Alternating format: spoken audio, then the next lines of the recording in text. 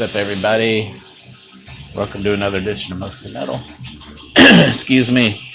I'm probably going to make a few videos today, so get ready. It's been a bit since I pumped out some videos. So first up, went to see Three from Hell, the Rob Zombie movie, the sequel to House of a Thousand Corpses and Devil's Rejects.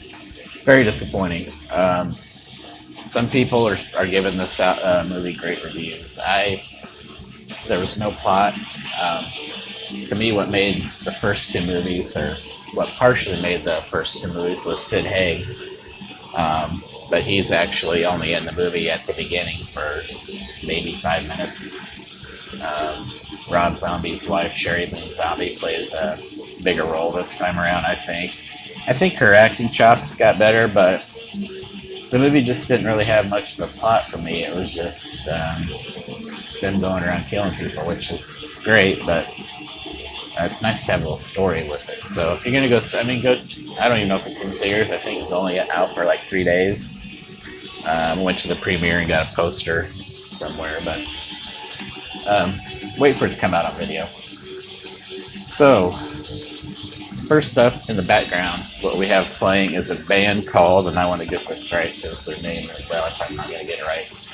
This is Esoctrilihum, and the name of this album is The Telluric Ashes of the Birth and Memorial Gods. So, there's the front cover is awesome. Sorry for the glare. This is the back. Try to get the glare out of here. It's kind of hard. This is the back. Came out on Void Hanger, a great label out of Italy. Inside there, very glossy, as you can see. What I didn't know until this morning, as I started digging through the album and stuff, is the guitars, bass, drums, synths, vocals, and an instrument called the cantillo, which I guess is like some kind of Finnish string instrument. This dude right here, he goes by Amestigon. He played all the instruments on this and sang on it. So if you listen to this album, it's 75 minutes, I think. It's double vinyl. Pretty impressive for one person to play all these instruments. That's the inside, kind of like a bigger fold-out poster there with the logo down here. Thank God on the inside, or Satan, I guess you should say, right here is the band name, because otherwise, I ordered this record online. It came in the mail. Couldn't remember the band's name. Threw the receipt away, and that was all I had to go by. And I'm like, who the fuck is this? And again, it was on the back there too, and on the spine. I'm like, I don't remember the name of this band. So the inside does have some lyrics. I haven't really got too much into the lyrics so much, but and it's double vinyl, and it is red. I don't know if this is a limited edition or not, but sides A, B, C, and D all have the same red vinyl. I'm listening to side D right now. Solid release. As I've said in previous videos, black metal this year is really the genre itself is really outstanding this year. Usually there's a few albums here and there where you're like, wow, I can't wait for those one or two releases to come out. And this year they just keep coming based on what I've been seeing on some blogs and stuff. October and November are going to be equally great, so definitely check these guys out. Void Hanger, I'll put a link below to their Bandcamp. They release a lot of great albums, so check out their whole catalog. Next up, this is CD. It's been on my wish list for 3 or 4 years probably, and it just kind of, never saw it, never thought about it. It was one of hundreds of albums I was supposed to check out, and finally found it on Discogs. They're pretty cheap. This is Amestigon with Fire. This is a band. There's the back. Some of the guys from Abigor are in this band. This is just black metal, nothing too crazy, nothing super technical. They don't try to reinvent the wheel here. There's the inside. Just straight up good black metal. I believe they're from Italy. I could be wrong. You know, I Void Hanger is out of Italy, but these guys, actually, no, these guys are from Austria, I believe. They're just good, solid black metal. I mean, I think I got this for like $5. I'd say it's more on the straight ahead black metal side. No symphonics or no weird chorus vocals or anything. Just guitars, drums, and bass with your typical black metal vocals. So check that out if you find it on the cheap. Next up, an album you black metal heads already know about, of course, Enslaved. This is the Hordane's Land CD. This is a reissue. So for some reason, I'm pretty sure I had this at some point. I had the one, the split they did with Emperor years ago with the red cover, the ugly red cover that everyone talks about. I don't know what the fuck happened to it, but so there's the back. This has a bonus track called Enslaved. The cool thing about this, I bought it just because it was there at a record store, but the inside here, it's actually a really thick booklet, and I'm not going to go through every page here, but there's a lot of cool photos of Enslaved here. There's what they've done is they've interviewed, or I shouldn't say they've interviewed, but they've taken quotes from various, I'm going to guess, either magazines or maybe the label did these interviews, or they went out on the internet and pulled them. But they interview like guys from, Dark Throne and Rotting Christ, and Faust from Emperor, of course. They interview him about it. So basically, what'd you think about this album? How this album come to be?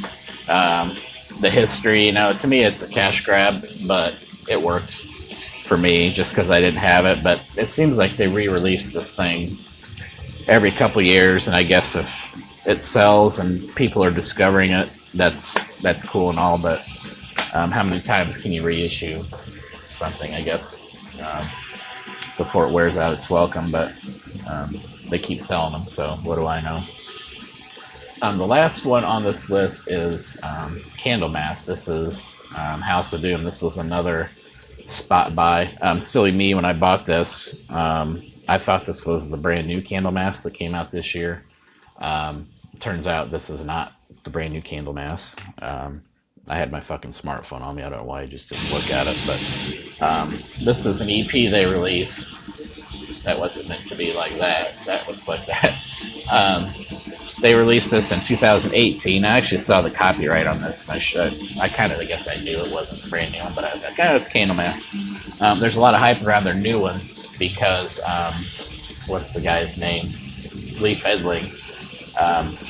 It's coming back to sing vocals, if I remember right. Is that his name? Sorry, I'm doing something. No, that's not his name. You dumbass. Johan Lanquist, yeah. He's coming back to sing vocals on the new one. I've heard great things. But this one has the previous vocalist, and it's still, if you like Doom, it doesn't wear out its welcome. 4 songs. Just enough Candlemass for me. I'm not a huge Doom metal guy, and again, this isn't like Funeral Doom where it's super slow and plodding and every song is 10 minutes long. It's more rock/Doom, which I do enjoy. But it's just something I'm going to keep around. I'm going to keep all these. Sometimes I'll tell you guys I'm throwing stuff up on Discogs. I know some of you who have subscribed recently have bought stuff off of me from Discogs. I'm kind of reaching out to everybody that buys stuff on Discogs from me to check out the channel. So hopefully you find something you like. So solid release. I got this again. I bought these two at the same time. I think this was $5. And I thought, it's Candlemass, $5 for 4 songs. I hadn't listened to Candlemass in, 20 years probably, maybe even longer. They've been around forever. So, and I also got this in the mail. Not to throw a curveball on anybody, but I think I just did because this is the new Lana Del Rey. I don't remember the name of it. NFR, no, that's not the name. But if you like female vocalists, kind of a slow, dreamy, poppy type stuff, I think you'll like it. You know, she's not your typical pop artist. You're probably not going to hear her on the radio much, but she's got a pretty big cult following. She sells out shows wherever she goes, and I got this for free, so it really wasn't no big deal on me. So yeah, sorry about the curveball there. I just forgot I got this. It's sitting here in front of me. Nothing great in the packaging. I have no idea who this dude is. Good music to just kind of chill out to if you're just hanging out at home. Good summertime music. Maybe you're just relaxing, reading a magazine or something. It's good to have in the background. It doesn't really demand your attention like a lot of pop music. You can just kind of toss it in the background and listen to it. So yeah, the new Lana Del Rey. It's pretty good. I don't know if I'd recommend you go out and buy it. Maybe go stream it somewhere, Spotify or whatever, and see if you like it. It's 14 songs, a little too much for me. But so that is it. Next video, I'm not sure what I'm going to do.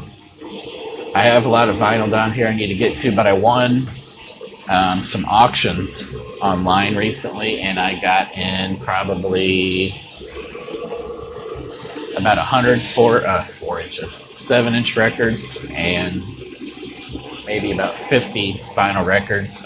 Some of them are country, but most of them are obscure punk and metal, stuff like that. A little bit of country.